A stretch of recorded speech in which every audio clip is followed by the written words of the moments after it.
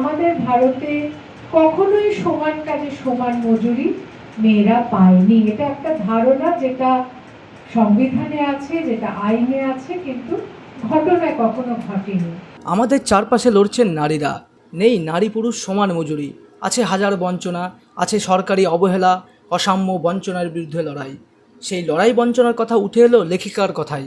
ওই মহিলার বাচ্চাকে কে দেখছে, এই প্রশ্নটা তো আমরা করছি না, এবং করছি না বলে আমাদের অঙ্গনবাড়ি কেন্দ্রগুলো খিচুড়ি স্কুল হয়ে রয়ে যাচ্ছে। সেখানে সকালবেলা শুধু খিচুড়ি বিতরণ করা হচ্ছে, এবং তারপরে কিন্তু শিশুদের যে রাখা, আমি বহু জায়গায় গেছি, যত প্রান্তিক গ্রাম তত সেখানে অঙ্গনবাড়ি কেন্দ্রগুলো বসার অযোগ্য। শুধু প্রান্তিক কেন, কলকাতার মধ্যে অঙ্গনবাড়ি কেন্দ্রগুলো যদি আপনি দেখেন, আপনি মানে এক তো সেগুলো মানে বস্তির মধ্যে যা অবস্থা, সেখানে একটা টয়লেট নেই, একটা ফ্যান নেই, এবং বিপজ্জনকভাবে সেখানে খিচুড়ি রান্না হচ্ছে। ওই ঘরে বাচ্চাদের থাকার কথা নয়, কিন্তু যে ধরনের পরিষেবা থাকলে একটি মেয়ে কাজ করতে পারে, সেই ধরনের পরিষেবার কোনো বিনিয়োগ না করে মেয়েটির হাতে শুধু যদি টাকা ধরিয়ে দেওয়া হয়, তাহলে কি সেই মেয়েটির প্রতি ন্যায় করা হলো? বৃহস্পতিবার সন্ধ্যায় বহরমপুরে পরের পৃষ্ঠার আহ্বানে তিলোত্তমা টোটো স্ট্যান্ড বই নিয়ে আলোচনা করলেন লেখিকা ও বিশিষ্ট সাংবাদিক স্বাতী ভট্টাচার্য। তুলে ধরলেন মুর্শিদাবাদের বিড়ি শ্রমিক থেকে অন্যান্য শ্রমজীবী মহিলাদের কথা। যদিও অধিকাংশ বিড়ি শ্রমিক মহিলা, কিন্তু এই নেতারা প্রায় সবসময়ই পুরুষ হন এবং বিড়ি মালিকরা থাকে। তখন কথা হয় যে আমরা 220 টাকা দিতে পারি, এবং তখন যে সরকারি প্রতিনিধি থাকেন, মিনিমাম ওয়েজ ইন্সপেক্টর, তিনি বলেন আমার তাতে আপত্তি নেই।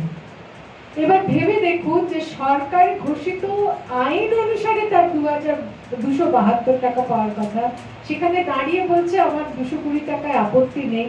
এবং মেয়েদের সঙ্গে যখন কথা বলছি, তারা অ্যাসপায়ার করছে আমাকে 220 টাকাটা তো অন্তত দিক, আমি তো এখন 170 টাকা পাচ্ছি।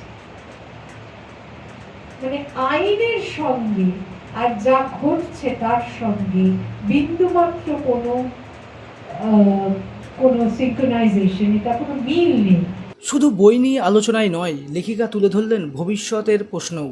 যে আমরা যদি মেয়েদের, শ্রমজীবী মেয়েদের, যে কোনো পেশায় মেয়েদের আরো বেশি যোগদান, আরো মর্যাদার সঙ্গে যোগদানের পক্ষে সহায় করি, যার প্রয়োজন কতখানি সেটা এই বইতে দেওয়া রয়েছে, তাদের বর্তমানে কি পরিস্থিতি সেটা এই বইতে দেওয়া রয়েছে, কিন্তু ভবিষ্যতে তাদের কি হবে। তিলোত্তমা টোটো স্ট্যান্ড বইতে উঠে এসেছে অন্ধকার থাকা জরুরি কথাও। সামাজিক যে বিষয় আশায় যেগুলো নিয়ে আমরা কথা বলতে ভালোবাসি না, যে দিকটা অন্ধকার দিক, সেগুলো নিয়ে সেভাবে কথা বলা হয় না, আমরা সেগুলোকে কোনো না কোনো কারণে আমরা এড়িয়ে চলি। সেই বিষয়গুলোকে এখানে খুব কি বলবো, যে পুঙ্খানুপুঙ্খভাবে তিনি তুলে ধরেছেন, যেটা এই সময় অত্যন্ত জরুরি। যেমন আয়া কর্মীদের যে অসুবিধের কথা, যেটা নিয়ে এখন আন্দোলন হচ্ছে, সেই বিষয়গুলোকে এমনভাবে তিনি লিখেছেন যেটা এই সময় উপযোগী এবং প্রচন্ড জরুরি একটা কাজ বলে মনে করি আমরা। বৃহস্পতিবার ছিল পরের পৃষ্ঠার উদ্যোগে অষ্টম বই আলোচনা। কি জানাচ্ছেন উদ্যোক্তারা?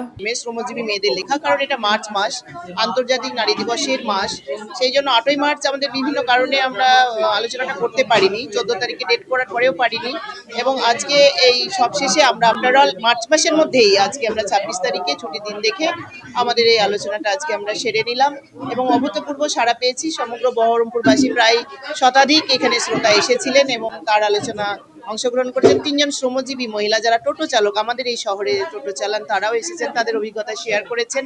Bureau report, imagine community media.